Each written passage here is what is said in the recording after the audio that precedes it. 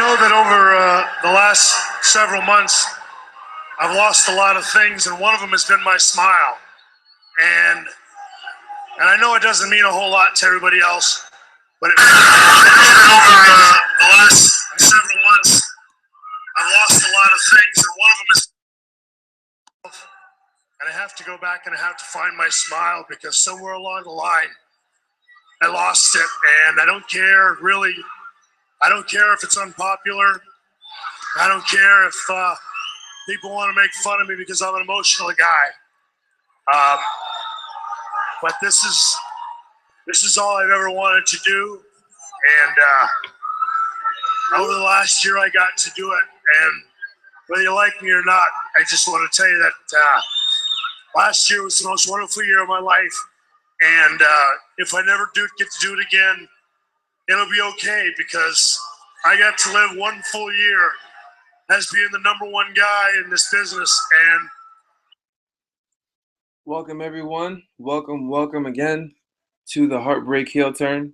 As you all know, this show is live, so sometimes technical difficulties are a part of the show, but that's what we love, because it's never really rehearsed. It's more, everything is on the fly.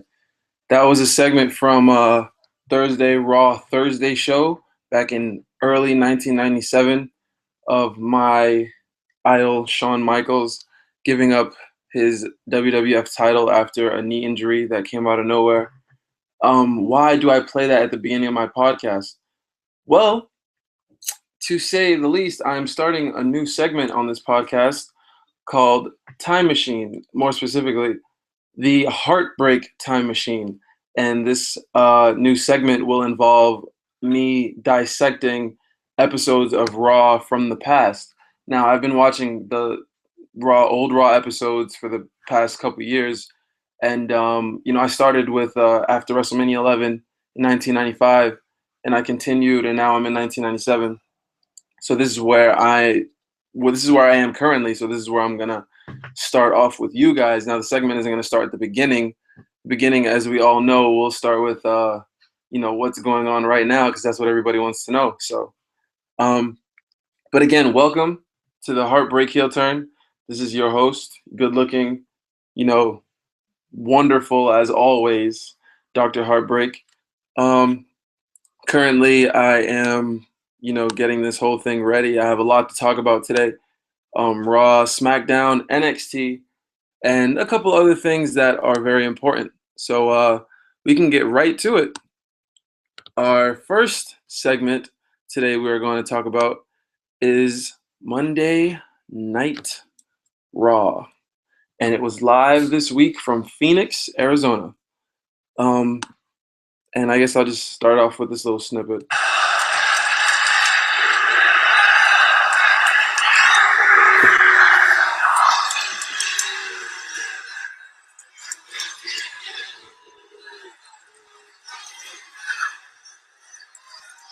All the dudes chanting that I can't wrestle, calm down, relax, take a sip of your beer and shut your mouth.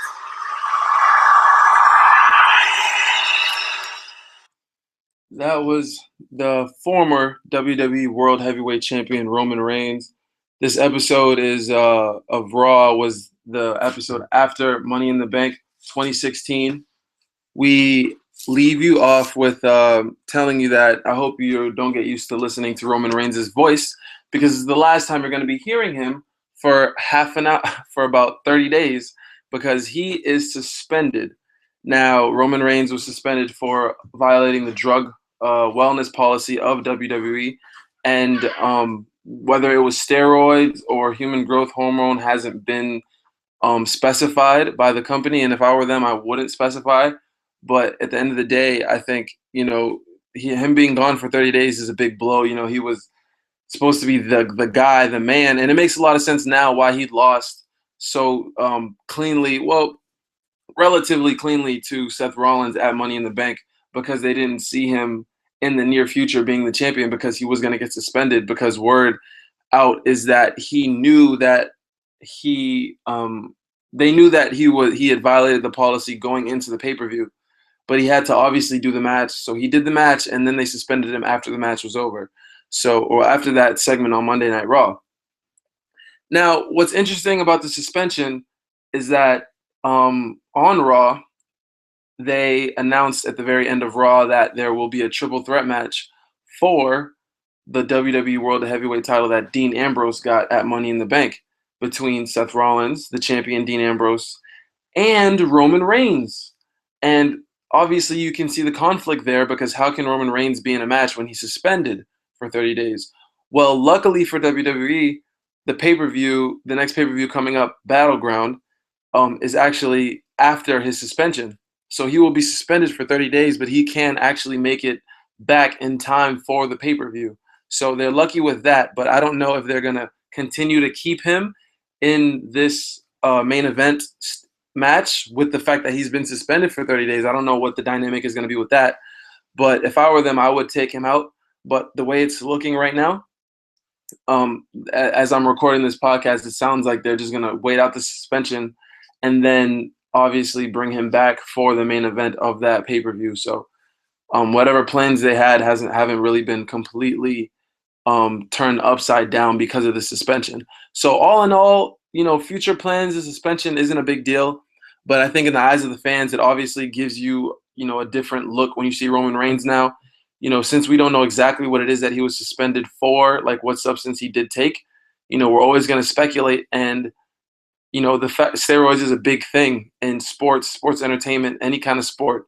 So when you violate a drug policy, you always have that asterisk next to your name after that. Just look at a guy like Barry Bonds, Mark McGuire, people like that, just to name a few. So, we're always going to be looking at Roman Reigns differently after this. So to see how they book him going forward, it's going to be very interesting. I think that the suspension helps set him up for a heel turn down the road because, obviously the fans are already against him. Now with this suspension, people are going to be even more against him because he broke the rules. So, to me, that just says, oh, he's a bad guy to me. And hopefully that's what the company sees, because I don't see him getting cheered much anymore when he returns from the suspension. So they might as well just turn him. I mean, when I first heard about it, I thought it was a work. I thought it was something that wasn't legitimate. Like, he didn't really get suspended. They suspended him because they wanted to get heat on him and have people, question his athleticism. Because one thing we couldn't question with Roman Reigns was his athletic ability and his drive to work hard. But now we can. So on top of everything that we already don't like about him, with this on top of it, I think it's just a perfect cocktail to turn him heel. And I think that the situation is very unique in his case, and I hope that that's what they decide to do, because it'd be very cool to see that. So moving forward, we want to talk about Monday Night Raw. Like I said, it was in Phoenix. They started out the show with Dean coming out and just kind of rejoicing in his victory, winning the WWE World Heavyweight title. It was very cool to see him win. Obviously a lot of fans were happy that he won. After so-and-so time that he spent talking, Roman Reigns comes out and basically asks for a rematch. In between that, the little snippet that I played for you, him, getting angry at the fans for saying he can't wrestle. It's a shame to see a guy like Roman Reigns, who's very polarizing. I can say this as a fan. I went to a live show yesterday on Saturday in Boston, Massachusetts, and not having Roman Reigns on the card, drastically diminished my personal interest in the show. Now, I still went to the show because, obviously I'm a big fan and I'm going to go to the show and I'm doing podcasts like this. But, just not having Roman Reigns on the card, him not being champion at this time, it was just a little weird, and it was just hard for me to get accustomed to knowing that he wasn't going to be there, because Cena wasn't there either. So, they kind of didn't have their big guns at that show. And it kind of showed, because looking in the crowd, it's not like the house show was sold out. And I know that those kind of numbers are really big in WWE's eyes as far as house show numbers and popularity with champions. So, obviously Dean Ambrose being the champion is what drew most of those people to that show. And if, there aren't that many people at the show, they attribute that to the champion. So I wouldn't blame Dean too much. It's not really his fault all the way, but, that is what it is. After Roman Reigns basically asked for a rematch for the belt because he gets one. Obviously, someone has a problem with that, and that's Seth Rollins, and he comes out and talks about how he's pissed because there can't be Roman can't have his rematch before Seth can because Seth beat Roman clean. So why wouldn't Seth be the first one in line to get his title shot, which is very legitimate. I think it's funny, somewhere I saw somewhere that, heels always have a lot of truth in what they say, and people don't like that because it's the way that they say it that pisses people off. Now, Seth is 100% true in what he's saying. He obviously does deserve a shot over Roman. He does deserve Dean Ambrose did hit him from behind the back to win the belt, but it's because he's so snobby and weaselly about it. People don't really relate to that, so they turn against him instead of saying, "Hey, he's right." An example I can bring up of that is Chris Jericho and Shawn Michaels back in their legendary feud in 2008, when Chris Jericho was complaining that Shawn Michaels had basically lied to the fans about his knee injury in the middle of a match, and then all of a sudden the knee injury was gone like that, and he ended up winning the match, and Jericho was saying, "Shawn's the one that lied to you, so I don't understand why you guys still like him, and you're getting mad at me for telling you the truth." It's because he was coming off snobby the way he was saying it, which is why, at the end of the day, in that program, Chris Jericho was the heel and Shawn Michaels was the face. So, it's good work. It's great work by Seth Rollins. He's still portraying the role he's in, even though he is growing in popularity. More people at that house show I was at yesterday night were cheering for Seth than they were for Dean. There were a lot of kids there, so obviously a lot of kids were cheering for Dean, but most of the adult fans wanted Seth, and they had a match for the title, and I just kept thinking in my head, oh man, Lowell, Massachusetts, when Samoa Joe beat Finn Balor, I'm like, well, maybe they'll do it in Boston now. At this show, maybe Seth will win the belt against Dean, but it didn't happen. Dean retained the title. Obviously, that's what usually happens at house shows, but you have a little hope there.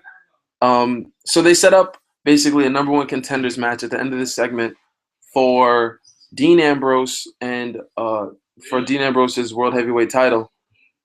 Seth Rollins and Roman Reigns were going to be in this match, and that was going to be at the end. So moving on in the show, the second match was Kevin Owens and Sami Zayn. Like part 37. How many times have we seen these guys fight? Now, obviously, it's very entertaining to watch them fight, so it's great to always see them to go at it. And because there's always been different victors in their matches, you never really know who's gonna win. So it's cool. It's cool to see them and always have that curiosity of who's gonna win tonight, because they fight all the time, and different things happen every time they fight. This time, Sami Zayn pulled it out by reversing Kevin Owens' pop-up powerbomb into a roll-up. And obviously, Kevin Owens wasn't very happy about that. They proceeded to brawl after the match, and the brawl went all the way into backstage, and there were so many people pulling them off, a la Brock Lesnar and Undertaker, probably around last year, when they had their big feud and they had so many people pulling them off. Now, it wasn't the whole locker room. It was more just officials and senior officials trying to pull them, separate them. But either way, it's just always great to see that feud because, again, those guys are such great workers and they have such good chemistry together. That is just awesome to see them do their thing together. After that segment, or after that match, there was something strange that happened. We've seen in the past couple weeks on Raw, past Raw GMs and SmackDown GMs have come out and tried to give their case for being the host of the new show, the new live Smackdown show, which will be airing July 19th on the USA Network. And today, or on this Raw episode, it was good old John Laurinaitis, good old people power, came out, tried to make his case for being the GM of this new SmackDown show that will start airing live.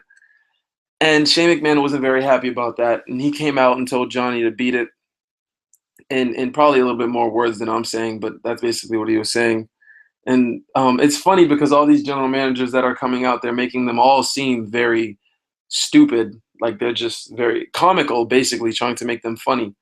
And, the John Laurinaitis one I thought was funny. I'm not going to lie. I laughed a little bit when he came out because I never really liked him.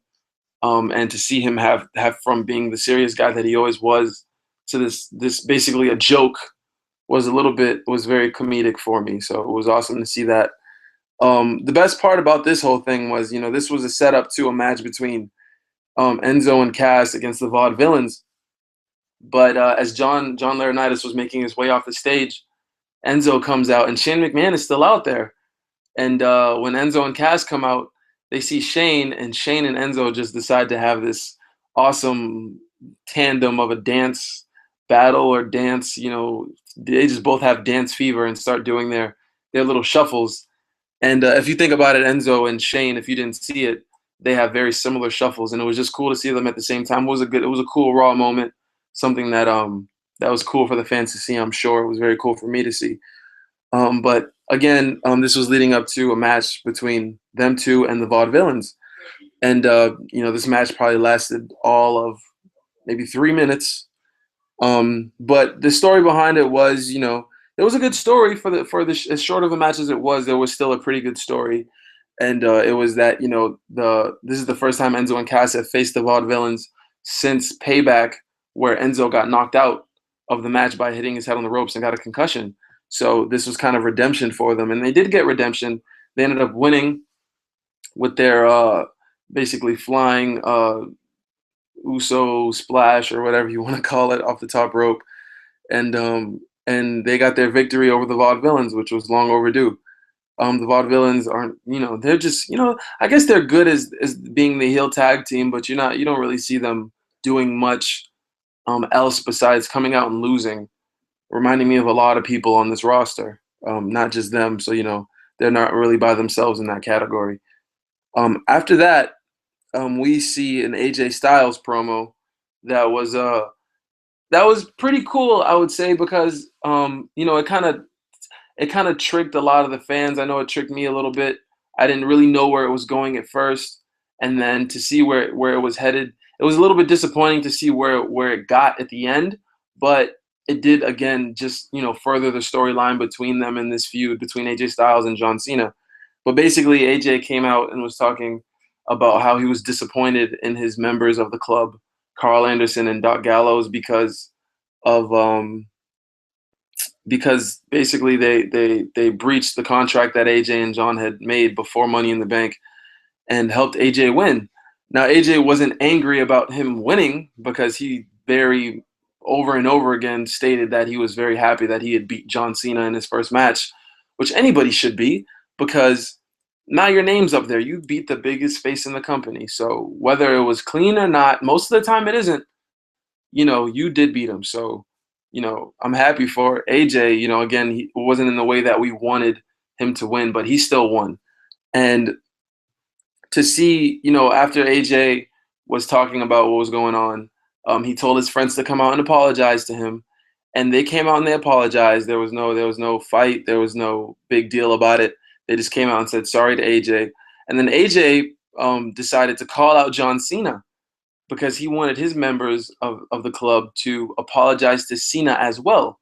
And Cena comes out in his typical Cena way, and they apologize to him, but Cena obviously doesn't accept the apology, and proceeds to call the club. They're all AJ just telling AJ that he broke the contract and that he's just as big of a punk as Cena thought he was going to be. And AJ goes and says, well, you know what, if you want me to make it up to you, basically, you can have a match tonight against any one of us. And Cena goes, well, that's easy. I'm going to go against AJ Styles. And the crowd is getting hyped. And AJ's like, whoa, wait a minute. You don't have to fight me because I already beat you. So, we don't need to do this match again. But he tells him that he can fight Carl Anderson. And they promise to stay out of the way while he goes against Carl Anderson. And this match was just, this match was a shame, because I was thinking, singles match for Carl Anderson, Machine Gun Carl Anderson, what they called him back in New Japan, a guy who was just a great singles wrestler turned tag team wrestler. But obviously in WWE, they just see him as strictly a tag team wrestler because he faces Cena and doesn't get one lick of offense in. Cena just kicks his ass from start to beginning. Very short match, probably a minute, 2 minutes long, to be honest with you. And after John Cena gives him his attitude adjustment, he goes for the pin, and the club come out and disqualify themselves again, beat up Cena again. AJ Styles gives Cena another Styles Clash, and that's the end of that. Cena gets beat up again. And it was funny because, watching the Stone Cold podcast at the end of the show, between AJ Styles and Stone Cold Steve Austin, Stone Cold was telling AJ at the beginning of the show that it was funny that he sees, him beating up Cena and giving him a word of advice, telling him, hey, when you get a chance to beat the face of the company up and stomp his face in, then you better take advantage and stomp his face in, because it's not every day you get to stomp in the face of the company. So that was just funny to hear something like that out of Stone Cold himself, who was the face of the company for so long. And I guess it just trying to give AJ a little bit of advice, knowing that he probably will never get another win against Cena cleanly, one-on-one, or cleanly, dirty, whatever it is, another win on Cena in a one-on-one match again. So I guess those words of advice were taken into consideration. So after that happens, we have a segment between Renee Young and Becky Lynch. Becky Lynch basically coming out saying that she's the only girl in the Divas division with dignity. And for the most part, she's true, because there aren't many faces in the Divas division, as we know. Almost every girl is bad, and Becky Lynch is the only one that's good. Therefore, she's the only one who keeps getting bullied on over and over and over and over and over and over and over and over and over again. As she liked to say, she got turned on by Paige, she got turned on by Charlotte, she got turned on by Natalya very recently. She got turned on. I didn't mean it like that. She's someone they turned on her basically. But I mean, if they turned her on too, I don't know. I don't know anything about Becky Lynch. But she comes and says that basically she's not giving anyone any more chances, that she's gonna come out and just completely just not care about anyone. She has to start caring for herself, because she has to realize that people are just gonna keep turning on her. And as she's saying that, ironically, Natalya comes out and proceeds to beat Becky Lynch up again behind her back and throw her into some big metal thing, and tells her that Natalya is going to look out for Natalya now. And for the first time in years.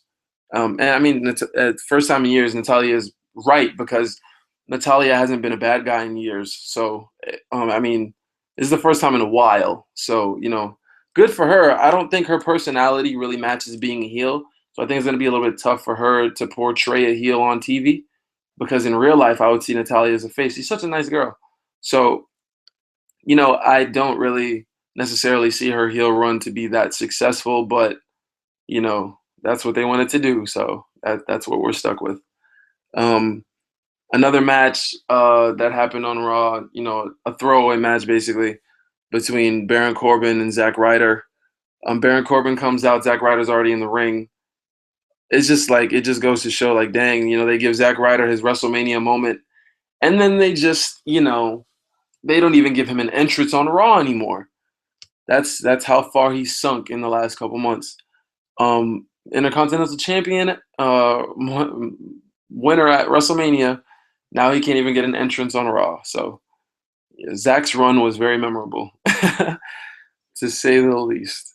Baron Corbin wins this match very handily against Zack. Zack, I mean, obviously Zack got some offense in. He has to be legitimate in the eyes of the fans, because he was an Intercontinental Champion not too long ago, so he can't just get squashed like Carl Anderson did.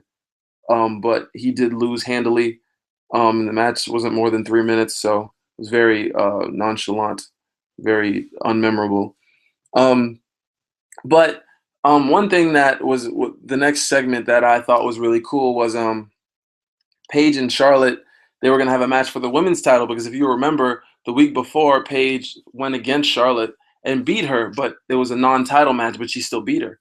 So they figured she deserves a title match now, because why not? You just beat the champion, so you deserve a match for her title. So, Paige and Charlotte have that. And before this match happened, Paige had an interview talking about how she's going to win the title and blah, blah, blah. And Charlotte and Becky and Dana Brooke are behind Paige, basically causing a ruckus. And Paige isn't liking this very much. And Charlotte then starts to tell Paige that her time is up, because when PCB, their tag team, their women group that they had back in the day, was to get, when it broke up, because of Paige sank to the bottom of the women's division, while Charlotte rose to the top and became women's champion. And that's not wrong at all. Again, another snobby heel thing being said, but it's truth. Paige really did sink to the bottom. Why? I couldn't tell you. Paige is a very good worker. Their match tonight was actually very good. Paige and Charlotte are two of the greatest, two of the better workers in the company right now. Maybe two of the greatest ever, Paige is still young. She has many years on her. She can still get way better. And she's already had Divas title runs under her belt, and she can only get better from there. I think because she's so young, they probably take her for granted a little bit and realize they have her for a long time, so they don't need to rush her being great. They can just bring her back anytime, kind of like The Undertaker. So the match was great. It was a great worked match. The ending was very shenanigan-y, obviously, with this champion. Paige gets her finisher in the Rampage and goes for a pin, and the stupidest botch of all time happens, the stupidest botch in women's division history happens of all time. And Dana Brooke, the spot was for Dana Brooke to get Charlotte's foot on the rope, but she couldn't quite get Charlotte's foot on the freaking rope. So instead of getting it on the rope, she just held Charlotte's foot and held it against the rope so that Paige wouldn't get the 3 count. And the ref sees that Dana Brooke is holding Charlotte's foot, but because she can't get disqualified, the end of the match is supposed to be Charlotte winning. The ref just acts like Dana Brooke isn't holding the foot and says that, oh, Charlotte's foot is on the rope, there's no 3 count. The stupidest, I don't even know what to say. It was just very stupid. And I guess someone in the referee's headset must have been telling him, maybe Vince telling him, dude, you need to throw Dana Brooke out of this match, because she can't be in this match for cheating. She just cheated. So it would unlegitimize the refs if he didn't throw her out after seeing her hold Charlotte's foot and cheating for her. So the ref proceeds to throw Dana Brooke out of the match. While he's doing that, Charlotte does her natural selection finisher to Paige because of the distraction, and Charlotte gets the victory. So, this match was very good. Again, it wasn't very long, but for a short Divas match, it was very good because these are two great workers, Paige and Charlotte. But that finish just kind of just took all the air out of the match. It was unfortunate because it was a very good match. But the real news is at the end of this match, obviously Dana Brooke and Charlotte proceed to beat up Paige. And who else comes out but, no, not Lita, no, not Trish Stratus, no, nothing like that, but Sasha Banks, who makes her Raw comeback after months of being MIA from television. She finally comes back and drops a can of whoop ass on Dana Brooke and Charlotte. It was great to see Sasha back. She deserves to be on Raw, obviously. The weird thing was at the end of this whole thing, Sasha Banks then grabs the women's title that Charlotte leaves in the ring, holds it up to the crowd while the crowd is cheering. And Paige, who just got cheated out of a women's title match, holds Sasha Banks' hand up and basically says, yeah, cheer for her, who's going to be this girl who's going to be the future women's champion. And I'm just going to be here, I just had a chance at winning the women's title, but I'm cool. I'm fine. Cheer Sasha Banks. Like, you just got cheated out of winning the title, but yet you decided that you're going to cheer for Sasha Banks. It just didn't make any sense to me. You just got cheated out of a title, and now you're going to have someone else hold the title that you could have just won, that you probably should have just won. And you're not mad about it at all. Whatever. It's whatever. It didn't make any sense. So after that segment, the Wyatts make a surprise appearance on Raw. Now, it was a surprise before they decided to do a promo of the Wyatts coming back before they actually came back, which kind of, the big pop that they would have gotten if they had just came out without this promo coming right before it would have been awesome. But I think the point of that was because they still see the Wyatts as heels. Because if that was the case, that's why they did that, so that they wouldn't get a big pop. Because while they're doing this promo, the New Day come out, who are the biggest faces in WWE, not just of the tag team division, but maybe of the whole company. So if they're going to pair the Wyatts against them, obviously the Wyatts can't be favored. So they probably didn't want a loud pop from them, which is why they had the little promo of them coming out before they actually did come out. So I get it, makes sense. It's unfortunate because you'd think when the Wyatts being gone so long, them coming back, they would embrace the fact that they would be back and try to make them good guys and just go around being badass. But that's not what they wanted. They wanted to keep them bad, so that's what they are. They're still bad. And they had a little promo, and it was weird, just the goofiness of the New Day and the seriousness of the Wyatts. It makes for a very conflicting promo. So it was just weird. And the weirdest part of it all was, I think Xavier Woods, they're doing this thing with Xavier Woods where he's, I guess he's taking everything the Wyatts are saying more seriously than Kofi and Big E. So he's kind of lost more in what they're saying than the other two.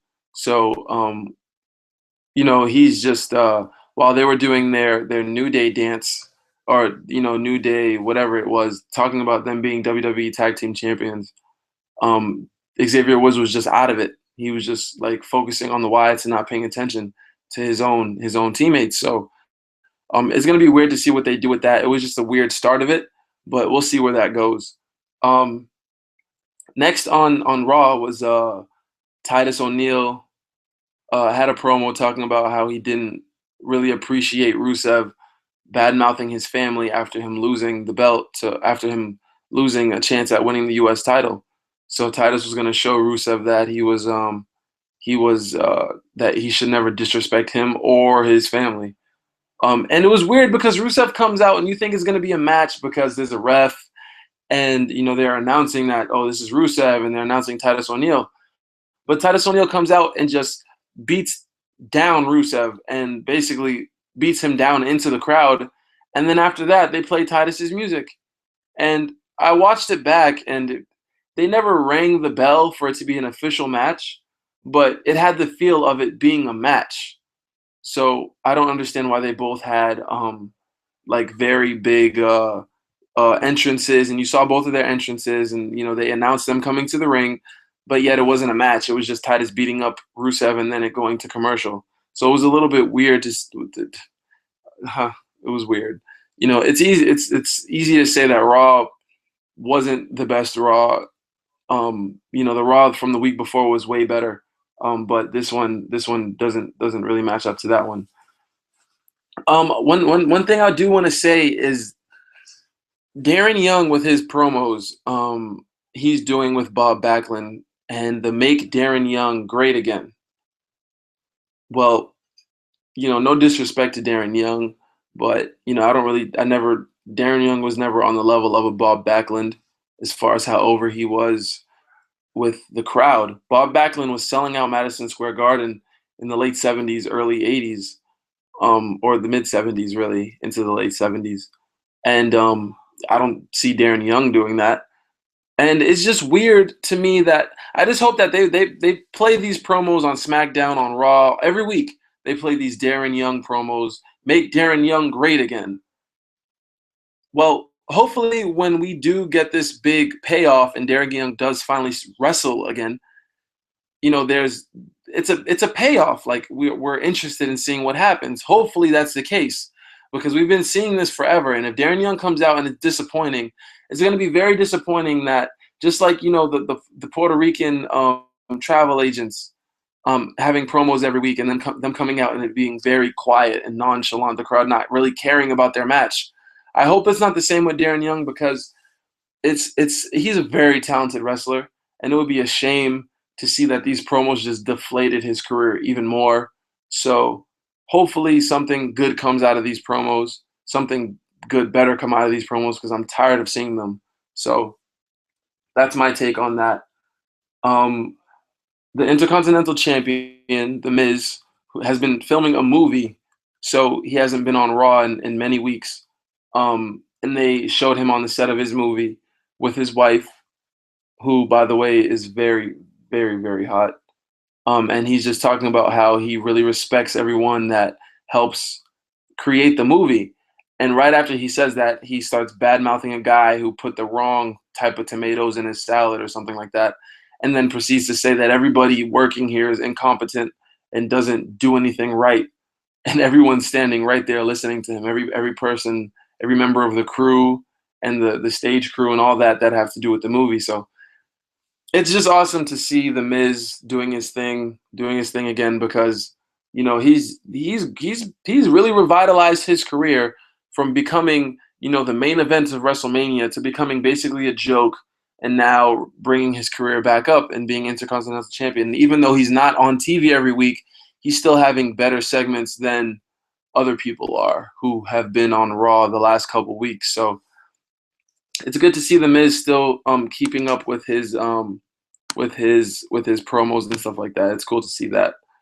So after that happened, we had before the main event of the night, we had one more promo between Chris Jericho and Shane McMahon, and Chris Jericho basically saying that he doesn't respect Shane McMahon as a decision maker on Raw, and hopes that if he does get drafted, wherever he gets drafted, it isn't with wherever Shane McMahon is. He's on the opposite side because he doesn't really think Shane is a good decision maker.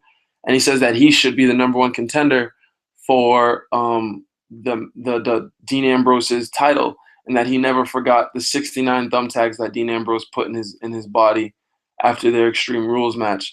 And Chris Jericho, man, I'm telling you, I was getting tired of seeing him on TV, but he really revitalized his career as well. Not that it needed to be revived. It's always been great, but he just shows you why he's so great, because even when you think he starts to get corny, there's always something that he always has a master plan. When he was saying that stupid idiot crap when he started, I really didn't think it was cool. I didn't like it, but it started getting over slowly and more slowly, and now I love when he says it. And it just goes to show that a guy, when a wrestler is one step ahead of the fans and knows how to manipulate them very well, and Chris Jericho is very good at doing this. He has a great pass to doing it. He's still good at doing it, and I want to see more Jericho on Raw.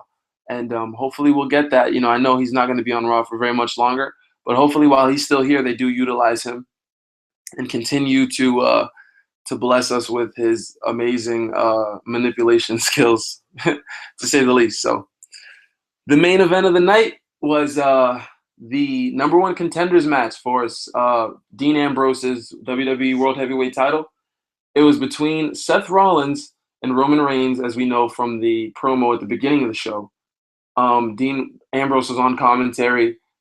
He's just neutral on commentary. I'm not gonna say he's bad or he's good. He's just there. It is what it is. Seth and Roman had a great match, a very good match, maybe even a better match than their match at the last pay-per-view, which is at Money in the Bank. And the ending was great too. These guys are just great workers. They know each other so well. It's great to see when they wrestle each other. And we've only seen it twice, but both times have been amazing. The Money in the Bank pay-per-view and then this match on Raw. So the ending of this match was weird, to say the least. Dean Ambrose was commentating, and Roman Reigns was taking Seth Rollins. Well, all right, let's backtrack here. Seth Rollins they were very close to a countout, and after that happened, it was like a 9 count, and they both got in the ring. After that happened, they pulled each other back out of the ring, and Roman gave Seth a spear on the table. Now, I think the table was probably supposed to break, but it didn't, so they just landed on a table after a spear. And it was supposed to break because they both ended up not getting up and getting counted out, and the match ended up in a double countout. So it would have been more realistic if the table did break, but I'm just, I'm just pulling hairs here, so it's not a big deal. But so the match ended in a double count out. Shane McMahon comes out, the general manager, and says that the match, it can't end like this. We need a number one contender. So Dean Ambrose proceeds to get up from the announcer table and say, "Listen, dude, I will help you out with this decision. Instead of you worrying about a number one contender, I'll just fight the both of them at the next pay-per-view at Battleground." And then, so now we have a triple threat match for the main event of the next pay-per-view, like I said earlier in the show, between Dean Ambrose, Seth Rollins, and Roman Reigns. And it's the Shield triple threat that we've all been waiting for. These three guys have been best friends when they came in, and after Seth Rollins turned on them, they were all on their separate paths, and they finally have all come back together. And it's going to culminate all in one night at this Battleground pay-per-view in this triple threat match. It's amazing to me. I feel like Battleground is going to have to be the 5th biggest pay-per-view of all time behind the other 4 main pay-per-views, because if you look at the main event of Battleground the last 2 years, they have been matches that are like once in a lifetime. Last year was Seth Rollins and Brock Lesnar, and that match ended up being a disappointment. But just the lead up to that match was amazing. It turned Brock face, and it was just the ultimate culmination of what people were waiting after WrestleMania, after Seth stole Brock Lesnar's title, or whatever you want to say it is. But that's what happened. And now this year, the main event of Battleground is a triple threat match between the 3 Shield members. So, I think a lot of people are very confused about it because, they probably expected this triple threat match to be at SummerSlam or maybe even WrestleMania, which is what I had thought, a couple weeks back. But obviously, we're all wrong. It's going to be on Battleground, and hopefully they don't change the name of this pay-per-view next year, because that would be a shame that a match like this on such a great pay-per-view, whatever. But I think with this, it's a very interesting dynamic. They're having the triple threat match now because I think they're actually going to set up a bigger match at SummerSlam, if you believe it or not. And if my idea is correct, it's going to be a fatal 4-way between the 3 Shield members, Dean Ambrose, Seth Rollins, and Roman Reigns. And the 4th member of that match will probably be a returning Brock Lesnar. And hopefully Brock Lesnar is fresh off of a UFC 200 victory. Hopefully, because then they could just shoot him into the main event. If he loses that match, it's going to be pretty tough for us to be legitimized and for him to be legitimate enough to be put in the main event of SummerSlam after losing his first match in MMA in a while. And I don't know much about MMA, so I'm not going to try to speculate if he's going to beat this guy named Mark Hunt at UFC 200. But from what I hear, Mark Hunt is a badass, so it's going to be a tough. I know I'm definitely going to watch it. Not that I'm trying to promote UFC or anything, but Brock Lesnar's in it, and Brock Lesnar's still a part of WWE. So, I think that's the whole point. Cross promotion and all that good stuff. So it worked. I'm going to watch it. So they got me. So that was the end of Raw. It was again, it was a very interesting Raw. It wasn't the best. There were segments that were very dull. But it did further storylines, which is all you can ask for with a Raw episode. So that's the good thing. So if we want to go from there, we can talk about what happened in NXT. I know not many podcasts do NXT reviews, but the Heartbreak Heel Turn does. So that's what I'm going to do. I'm going to do an NXT review, whether you guys, like it or not. Pathetic. Jealous. How dare you even compare us? Rude. First off, I left Blake and Murphy because I was the star. I made Blake and Murphy. You, on the other hand, you were just an accessory. An afterthought. Got it? So I'm going to be the next NXT Women's Champion because I deserve to be the next NXT Women's Champion. I don't know if your memory's a little foggy from Nia beating you in the triple threat match, but you forgot one little thing. I never got pinned. Okay. That was a little cut from the NXT show that happened this past Wednesday at Full Sail University. That was Alexa Bliss talking about how she deserved to be NXT Women's Champion, or at least have a shot against Asuka for the women's title. I think Alexa Bliss is a. I mean, I played that promo because I thought that was the most entertaining part of the show. I think Alexa Bliss has great promo skills. I think she's a great wrestler in the ring.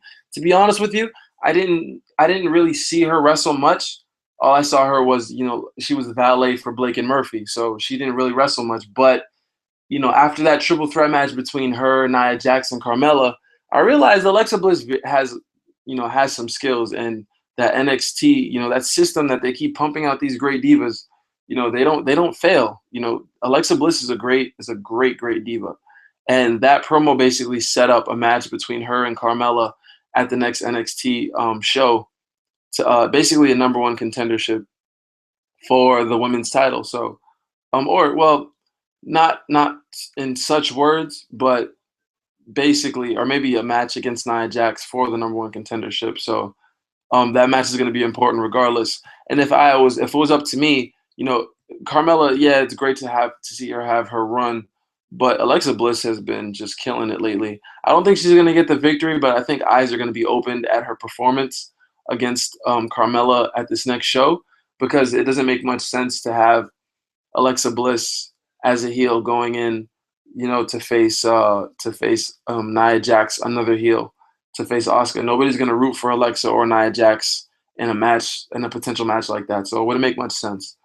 But if she keeps working hard, I can see a main roster push up for her, or even an NXT Women's title very, very soon. So I hope she doesn't take for granted the opportunity that she's gotten, because she's very good. But enough of that talking. I'm not here to talk about one person.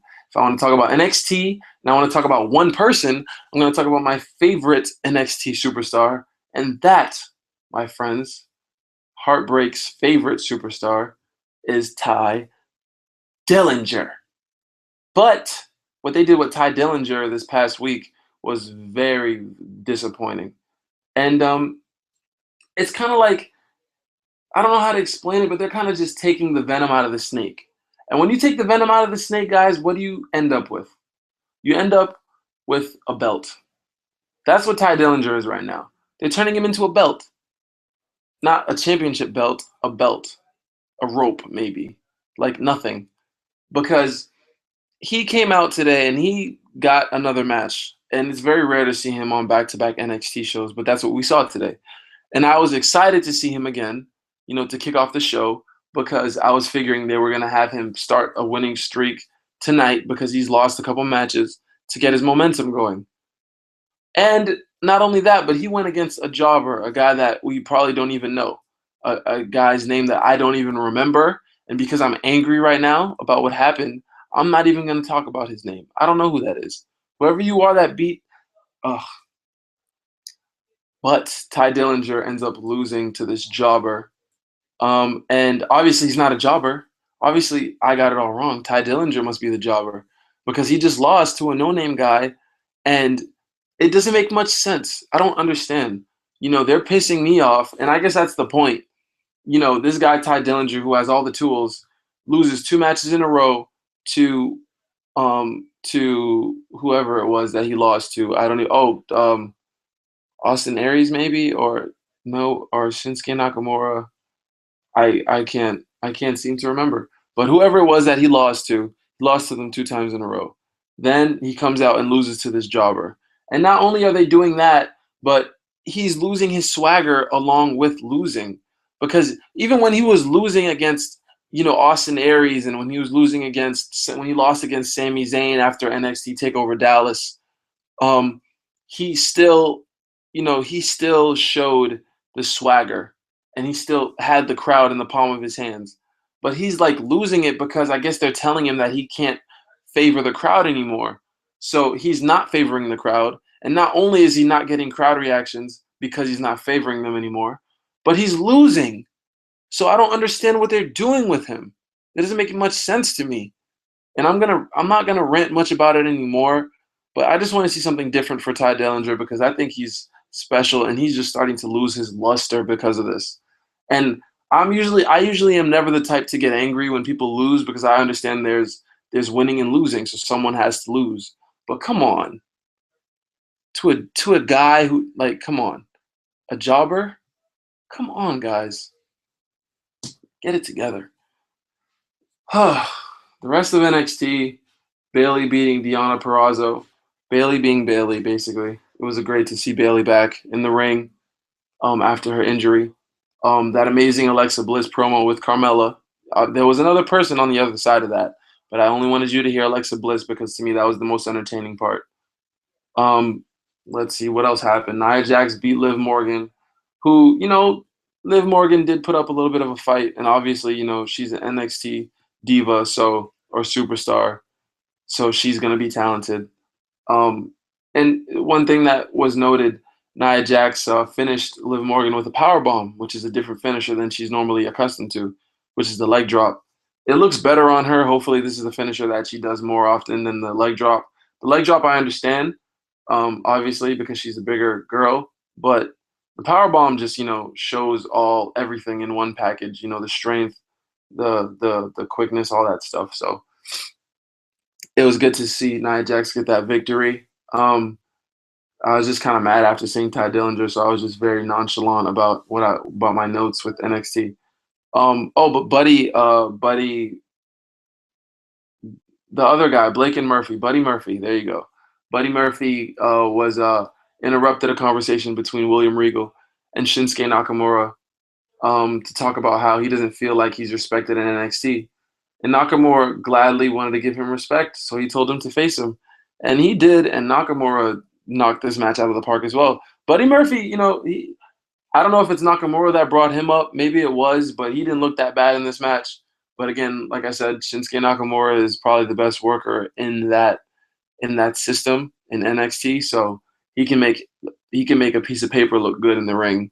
And that's what he did tonight. He made a wrestler look very good in Buddy Murphy. And Shinsuke Nakamura just keeps knocking all these matches out of the park. At first, I was very worried about him being in a match that wasn't a big time feel match, like him being in random NXT, shows and random matches like that. But he's very accustomed to doing his thing. And even though he does a lot of the same moves over and over again, that's really wrestling. And as long as you still have the crowd behind your back while you're doing it, that's all that matters. And that's what he's been doing. So you can't get mad at him for that. He's amazing in the ring.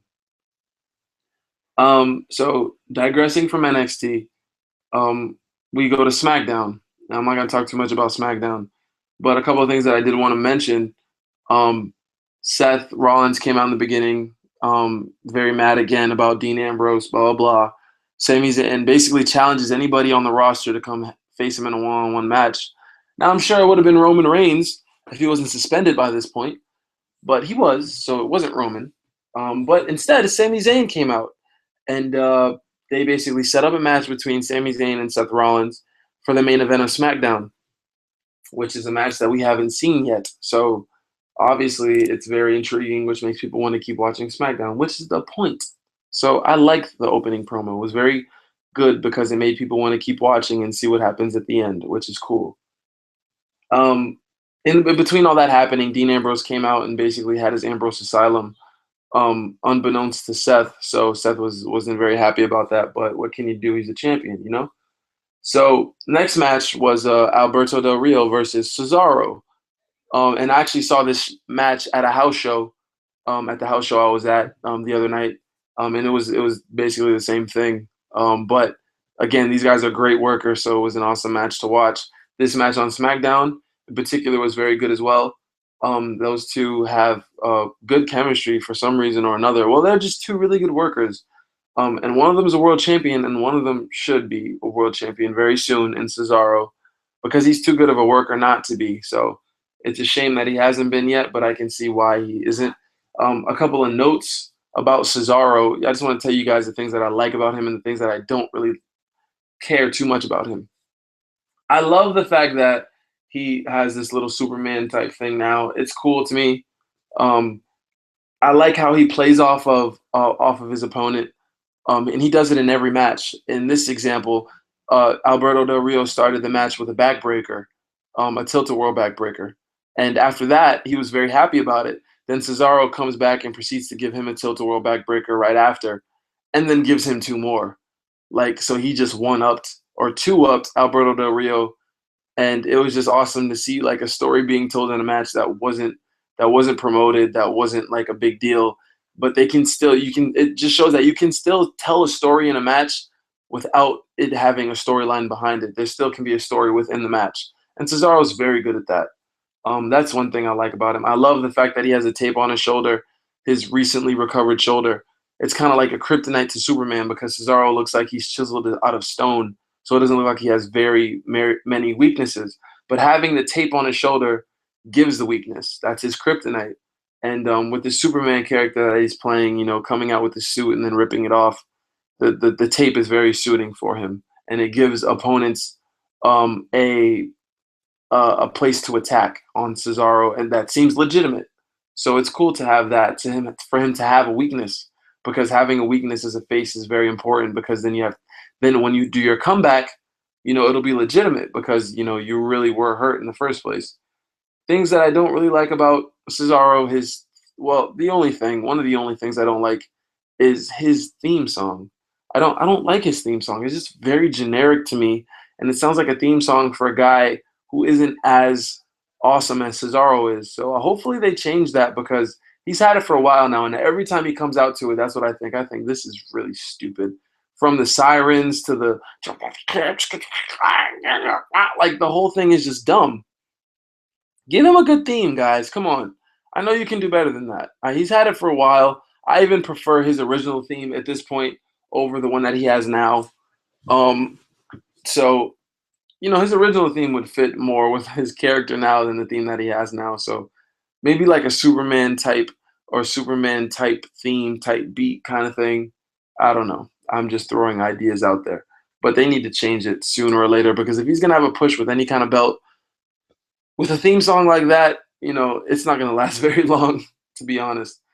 The ending of this match was awesome. Cesaro reversed Alberto Del Rio's cross arm breaker into a neutralizer, and he reversed an arm breaker into a neutralizer. Like, that's all I have to say. I don't know how to explain it. That was just awesome ring work. If you want to see it happen in front of your face, you should go and watch this. Watch how this match ended. It was great to see that. And the main event. No. Let's not skip to the main event. I was just gonna skip everything else that happened, but other things are noted here. Sheamus and Apollo Crews had a rematch from their Money in the Bank match, which Apollo Crews won. And the match was okay. It was all right. I think Apollo Crews still has a lot to learn as far as in-ring psychology is concerned. He has all the moves, but he's not very seasoned as to when to do certain moves and when not to do certain moves. And I think that'll come with time. And I think he has a bright future ahead of him, but he's still learning right now. He's still not, up there as far as his in-ring psychology goes.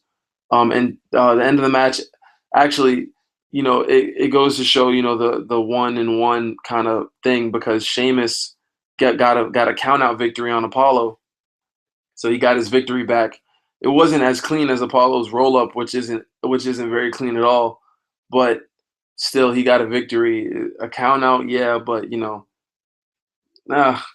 just, you're going to put a guy over. Put him over, Don't just half-ass put him over, because then the crowd will half-ass cheer for him, which isn't what you want. Guys that get half-ass cheers aren't going to be very successful. So, so the Vaudevillains come out, and they come out to face the New Day. And I almost forgot that this match happened, because this match lasted 2 minutes, like legit 2 minutes.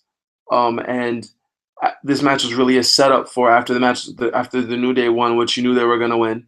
The Wyatts come out on the screen and have a promo.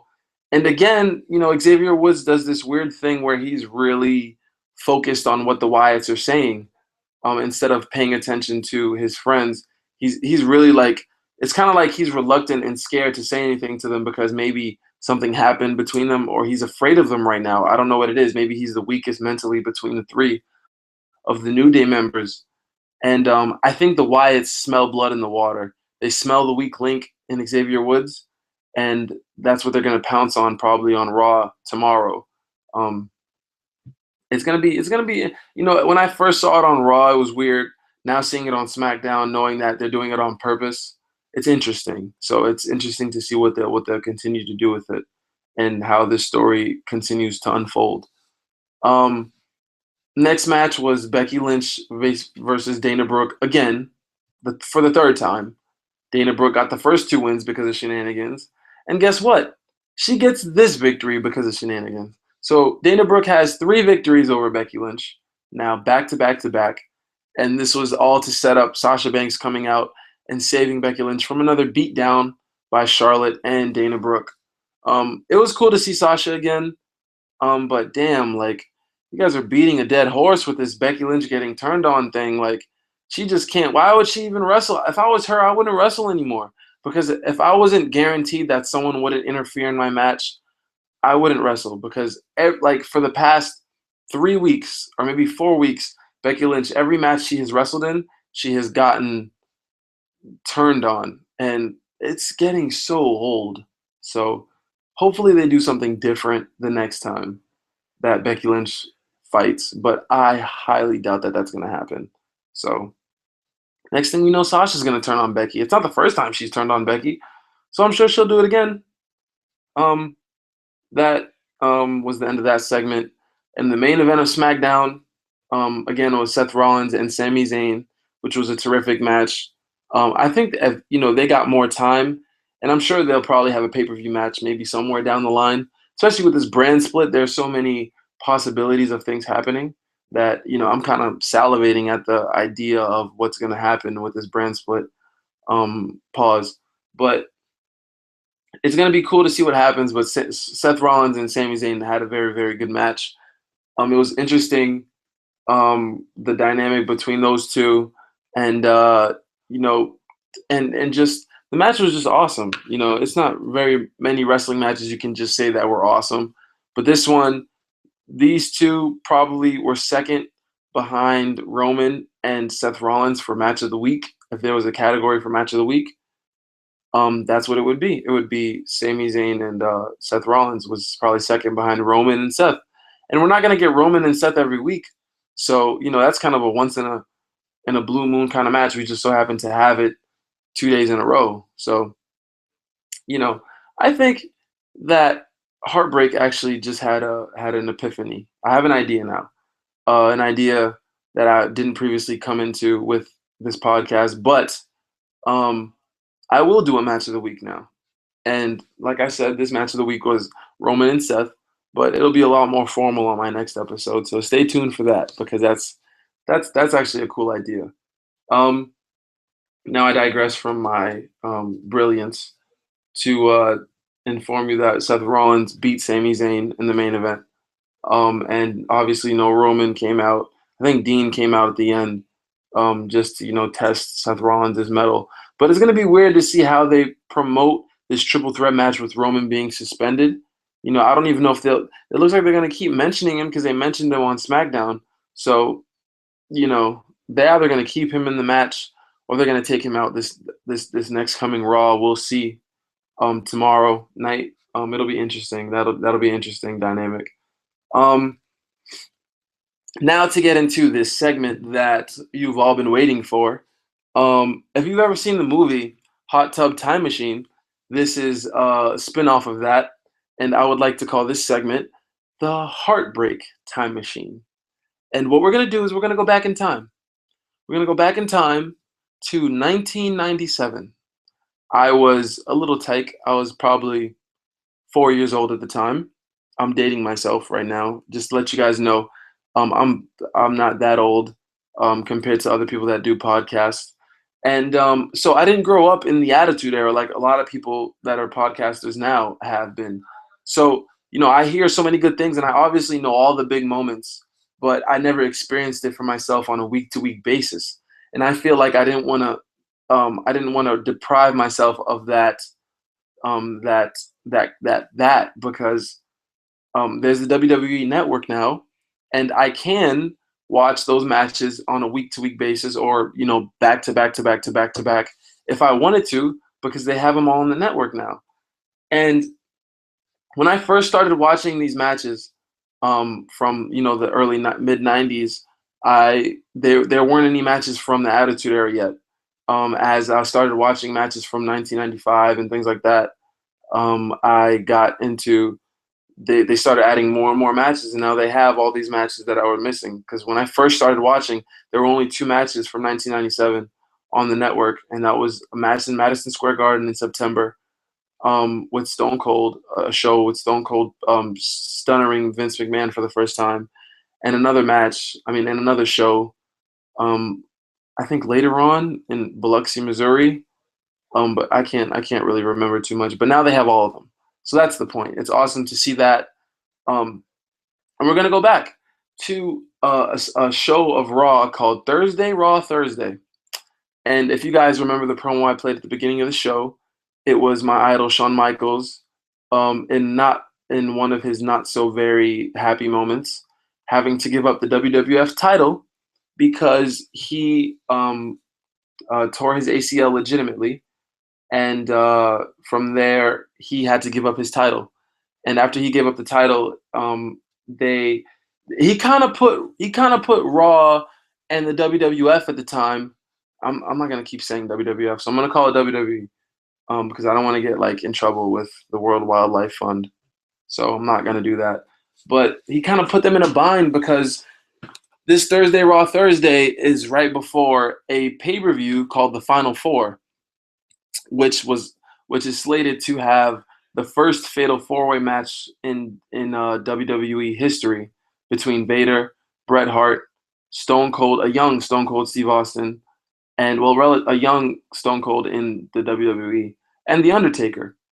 And that match was supposed to be a number 1 contenders match for Shawn Michaels' title. And after Shawn Michaels injured himself, or after he got injured, he had to vacate the title. So because of that, because he vacated the title, this Fatal 4-Way match that was supposed to be for the number 1 contendership ended up being the title match.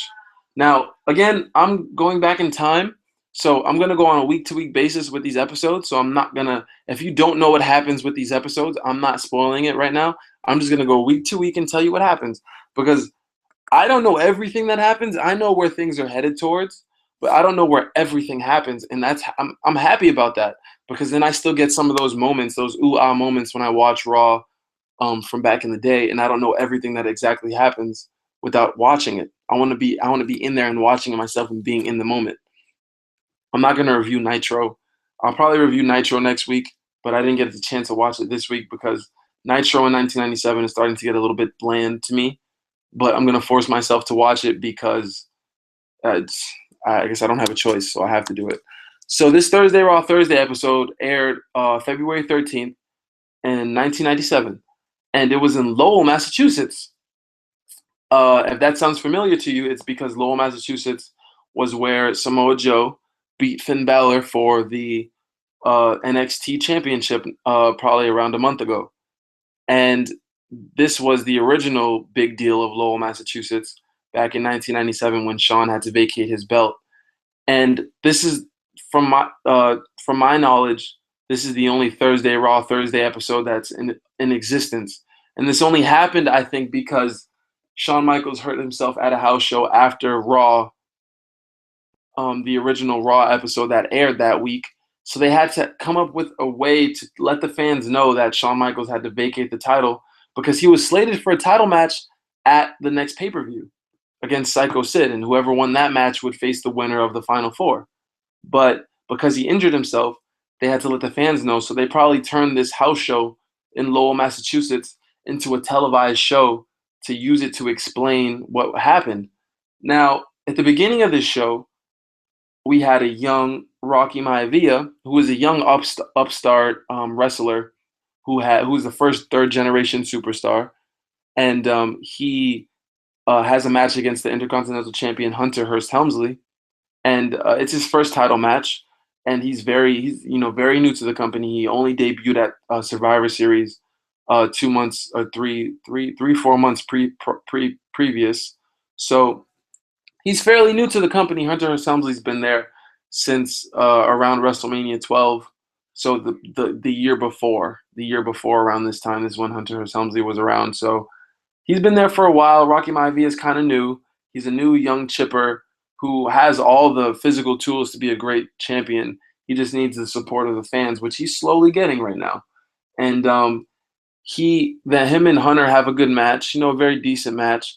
And Rocky ends up getting a roll-up, reversing Hunter's finisher into a roll-up, and winning the Intercontinental title at this Raw Thursday episode. His first championship victory of any kind, his first victory against Hunter Hearst Helmsley.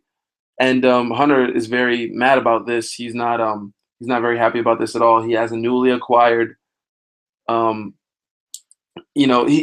he has, I think Hunter is the type of guy who's a weasel. So it looks like he needs a bodyguard to help him out.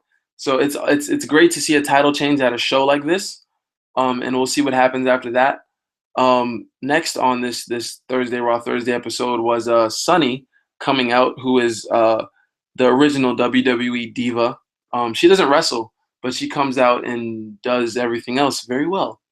And basically came out to announce a tag team match between Aldo Montoya and Bob Sparkplug Holly against the Headbangers. This was a very dull match, not too, not promoted, no promos behind it, nothing. Just had Sunny came out and Sunny announced it, and because of that, the match mattered. So it just shows you how much power Sunny has right now in the WWF in 1997. After this, they announced Shawn Michaels dropped the belt, and he announced that he lost his smile and that he needed to find it, and that he had a knee injury and he didn't know if he was ever going to come back to the WWF. This is a very sad moment because at this point in WWF TV, we really didn't know if Shawn Michaels was ever going to come back.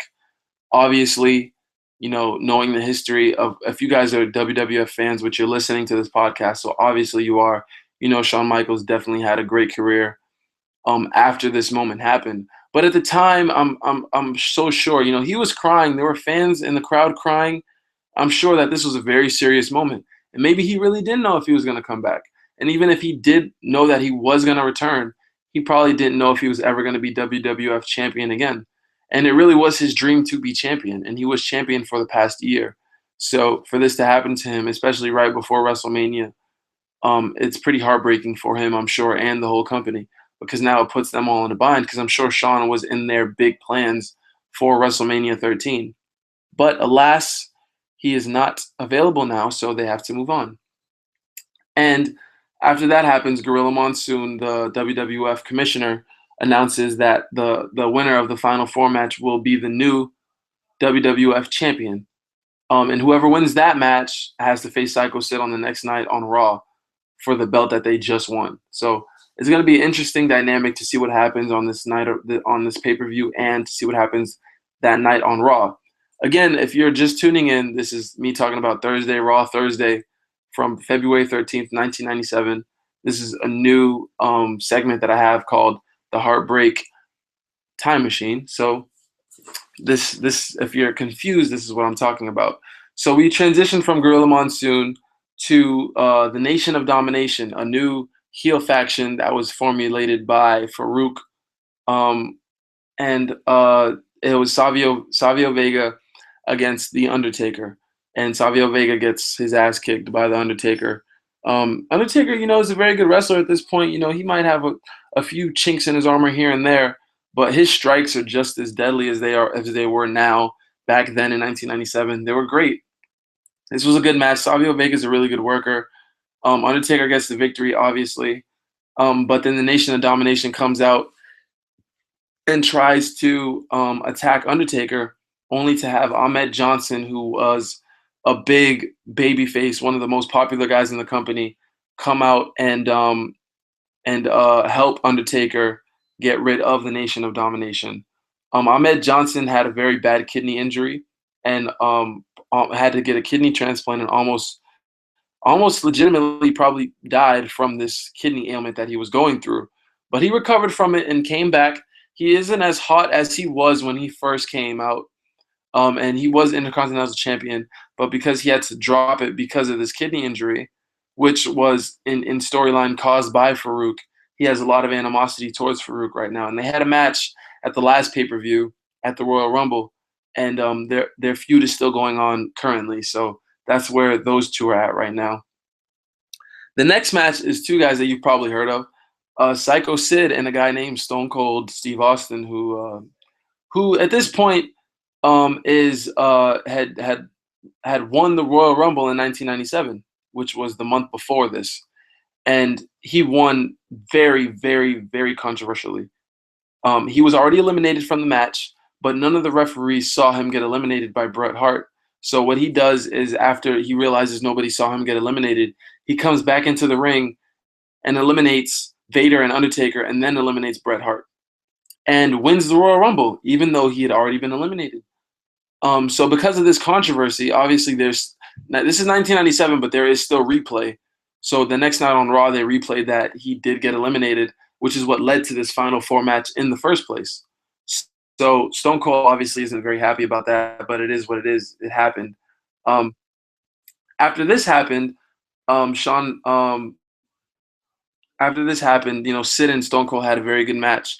Stone Cold's a very good bump taker. He gets on the ground very well, and him and Sid isn't that great of a worker, but he's so over with the crowd. He comes out in his entrance and he's like, "Who's bad?" And everyone's yelling, "You are! Who's bad? You are!"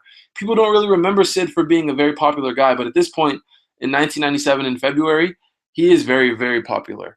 And a lot of people do very like him a lot, and he is very over. So he's one of the more popular guys on the roster at this point. So he's probably more popular than everyone except Shawn Michaels. So obviously the title match that he had is very legitimate.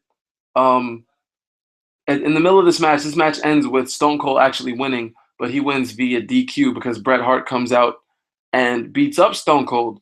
And he beats him up because it looked like, Stone Cold has been effing around with Bret Hart for the past couple of weeks. And, Bret Hart just wanted to get his revenge this week. And also, Stone Cold looked like he was about to put a sharpshooter on Psycho Sid, and Sid reversed it. And I guess that disrespect that he was having because of that kind of pissed Bret Hart off backstage, and Bret proceeded to come out and really just pummel Stone Cold because of that. So he pummeled him. Sid was angry because he got Sid disqualified for beating up Stone Cold, and Bret and Sid started to fight each other as well. So after that segment ended, we had a boring tag team match, but very important match between Farouk and Crush, two members of the Nation of Domination, and the tag team champions, the British Bulldog and Owen Hart. And this match ended with a countout after Owen was getting beat up pretty badly by Crush. He gets thrown out of the ring, and he couldn't make it back in time for the 10 count. After he gets counted out, he's still in pain, or so it seems he's still in pain. And Crush and Farouk proceed to crush the British Bulldog, and they just give it to him. They pause. They pummel him like crazy. And Owen Hart is there looking at his partner getting beat up and still hurt, quote unquote hurt. And after British Bulldog gets beat up, after they're done beating him up, he gets out of the ring and looks at his partner and goes, "Where the heck were you? Like, what are you doing?" And he's like, "Oh man, I'm hurt. I'm sorry, my leg." And it's funny to see Owen Hart. He was so good. You couldn't tell if he was really hurt or if he was just joking around and didn't want to get in the ring because he probably thought he was going to get beat up as well.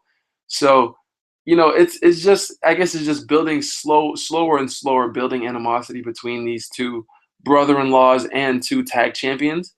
It's interesting. It's going to be interesting to see what they do with them at the next pay-per-view, who they're going to face for their tag titles, and if they'll lose them, because there's slowly becoming dissension between the two. After that, we have the main event of the match of this Thursday, of the one and only Thursday Raw Thursday episode of 1997, between Bret Hart and Vader. And Vader is a monster. He's been booked as a monster. Besides losing to Shawn Michaels in the SummerSlam the year before, he's been basically booked as a monster. Bret Hart is one of the top guys in the company and will continue to be one of the top guys in the company moving forward, the way it's looking right now. And he goes against Vader, and they have a very good match. The way Vader punches is very tough. the way Brett punches, like that. It just seemed this was a very rough, strong style type match. You want to talk about king of strong style?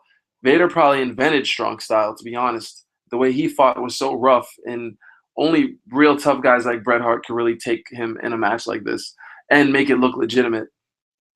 So while the match is going on, you forget that Bret, pissed Stone Cold off earlier, and Stone Cold, he is not really having that. So he comes out and fucks Bret up pretty badly and puts Bret back into the ring. After that happens, Vader starts to beat him up a little bit, but then Bret starts to make his little comeback.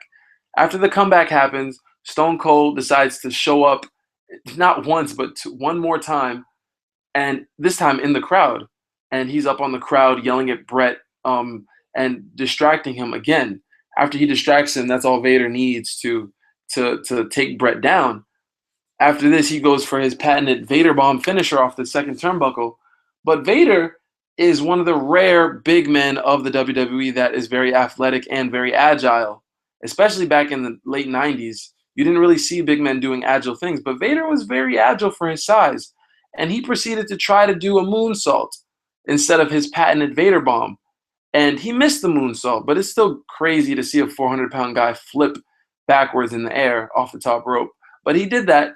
He missed, and Bret rolled out of the way and pinned Vader 1, 2, 3 after this missed moonsault. So it was disappointing to see Vader miss the moonsault, but Bret got his victory, even with Stone Cold interfering both times. And after that happened, Bret and Stone Cold ended the show with their verbal sparring, while Stone Cold was in the crowd looking like he was going to jump off the roof. Or he was on the second balcony, and he looked like he was going to jump down just to beat up Bret. And their feud is just heating up more and more, and it's just getting more and more fierce as these months go on, because it was already fierce to begin with. And the promos that they're cutting on each other, and the severity and the realness of their rivalry, of their blood feud, is just going to culminate eventually. I'm not sure where it's going to culminate. Wink, wink. But it will culminate. And wherever it does, I'm sure it'll be an amazing match. So look out for Bret Hart and Stone Cold in the future on this Heartbreak, what is it? Heartbreak Time Machine segment. I'm just joking. I knew exactly what it was. So that's the end of the show. I don't think I've talked for a very long time, so I don't think I have time to go into the mailbag today and answer any emails that any of you have sent me. I appreciate it. I read a couple today. I appreciate you guys sending me emails. Again, if you do want to send me emails, it is heartbreak@post.com. That is heartbreak@post.com. Send me your emails, your comments, any questions you have for me or my show. I appreciate you guys listening again. As always, it's always great to hear from you guys, and I really do appreciate you listening. This show is slowly getting wheels, and I really appreciate that. And hopefully I can continue to add segments to the show that are very unique and that are very different from other podcasts that you do hear. Again, I think I bring a unique perspective to the table, but I'm not going to sit here and try to promote myself. My show will promote itself with how great it's going to be. So I appreciate you all listening. This was, again, the Heartbreak Heel Turn. This was your lovely host, Heartbreak, or Dr. Heartbreak if you want to be formal. And I will see you guys soon. Positive vibes only. Peace out.